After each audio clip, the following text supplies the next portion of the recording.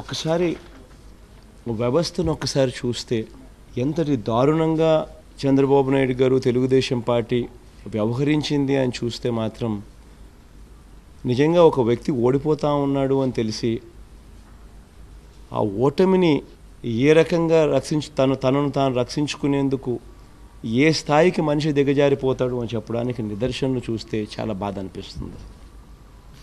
చిత్తూరు జిల్లాలో పెద్దతిప్ప సముద్రంలో టీసుదంలో టీడీపీ నాయకులు కార్యకర్తలు దాడిలో వైఎస్ఆర్సీపీ కార్యకర్త వెంకటరాయపురెడ్డి మృతి చెందారు.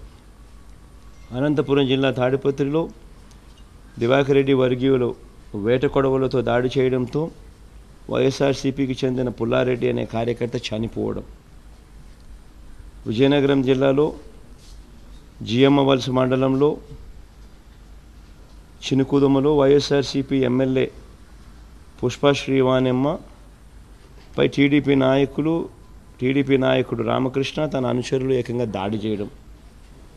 నెల్లూరు రూరల్ నియోజకవర్గంలో ఆర్ఎస్ఆర్ స్కూల్ పోలింగ్ కేంద్రం వద్ద ఓటర్లను ప్రలోభపెట్టేందుకు టీడీపీ నేతలు ప్రయత్నిస్తే వారిని వైఎస్ఆర్సీపీ అభ్యర్థి అనిల్ కుమార్ యాదవ్ అడ్డుకోవడంతో ఆయనతో పాటు పార్టీ కార్యకర్తలపై దాడి. గుంటూరు జిల్లా గురజాల్లో వైఎస్ఆర్సీపీ అభ్యర్థి కాసు మహేష్ రెడ్డిపై టీడీపీ కార్యకర్తలు దాడి చేయడం. నర్సరావుపేటలో ఎమ్మెల్యే గోపిరెడ్డి కారును ధ్వంసం చేయడం. చిత్తూరు జిల్లా పూతలపట్టులో వైఎస్ఆర్ కాంగ్రెస్ పార్టీ అభ్యర్థి ఎంఎస్ బాబుపై దాడి చేసి టీడీపీ కార్యకర్తలు ఆయన తీవ్రంగా గాయపరచడం.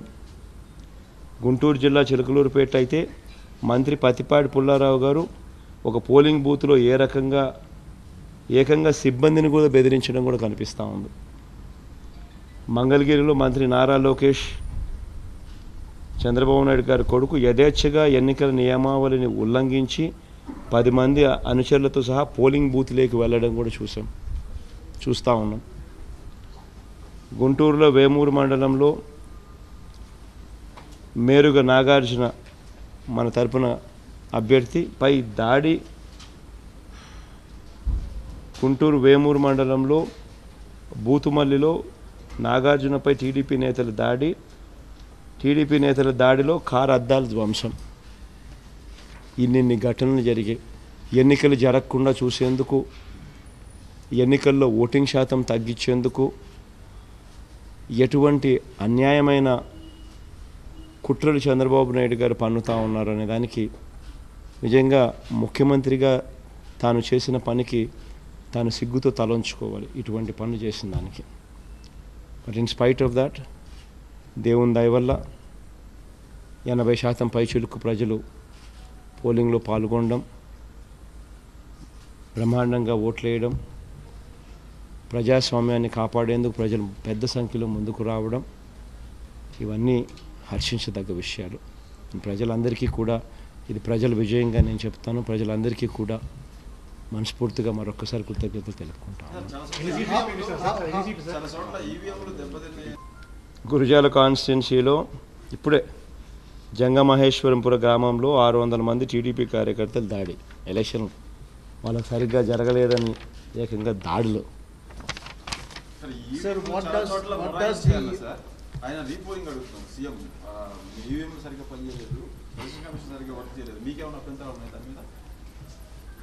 ఒక్కటి నాకు చెప్పండి అన్న, నాకు అర్థం కాదా. 80% మంది పొద్దున్న నుంచి పోలింగ్లో పాల్గొన్నారు. 80% మంది ప్రజలు, 80% మంది ఓటర్లు అంటే దాదాపుగా 3,93,00,000 మంది ఓటర్లలో 80% మంది పోలింగ్లో పాల్గొని వాళ్ళు ప్రతిసారి ఈవీఎం మిషన్ నొక్కితే వాళ్ళు ఏ పార్టీకి ఓటేసింది వీప్యాట్లో కనిపిస్తూ ఉంది. అంటే నొక్కితే ఫ్యాన్ గుర్తుకు ఓటేసినట్టు కనిపిస్తూ ఉంది. నాకు కూడా కనిపించింది. నాలాగే 80% మంది ప్రజలు ఓటేస్తే వాళ్ళు ఏ పార్టీకన్నా ఓటేసిన తర్వాత వాళ్ళకి ఏ పార్టీకి ఓటేసింది వాళ్ళకి కనిపించిన తర్వాత వాళ్ళు సాటిస్ఫై అయినారు.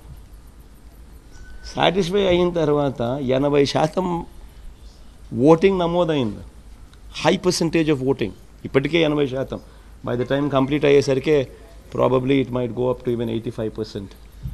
అంటే 85% మంది ఓటింగ్లో ఓటింగ్ చేయడము అంత పెద్ద సంఖ్యలో, వీప్యాట్తో వాళ్ళు వేసిన ఓటును చూసుకోవడము అన్నీ ఇంత బాగా జరిగినప్పుడు how can anybody even comment anything negative except for the fact that వాళ్ళు ఓడిపోతున్నారు కాబట్టి బుడద జల్లాలా అనే కారణాలు వెతుక్కోవడం తప్పనిచ్చి.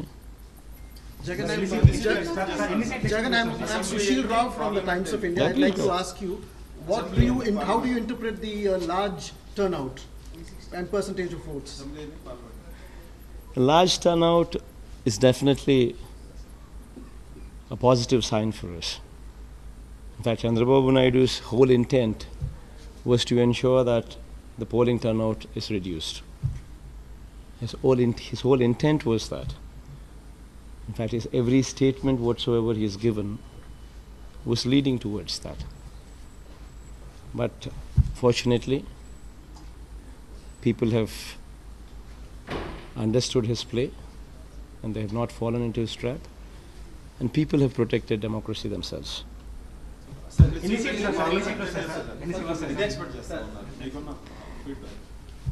దేవుడి దయ ప్రజల ఆశీస్సులు. I think it will be a landslide. I think it will be a landslide.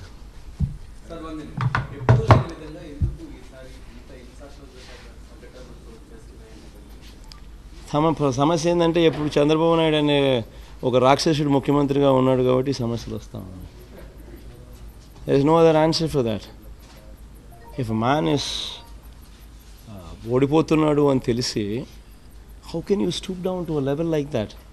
ఆ స్థాయికి ఎలక్షన్ కమిషన్ దగ్గర పోతాడు, ఆయన బెదిరిస్తాడు, తర్వాత ఈ comments on EVMs, then polling జరగకుండా చూసేందుకు విశ్వ ప్రయత్నం చేస్తూ he gives false statements, then ఓటింగ్లో భయభ్రాంతులను చేసేందుకు literally all these incidents what I just spoke about, ఇన్ని కార్యక్రమాలు చేయడము.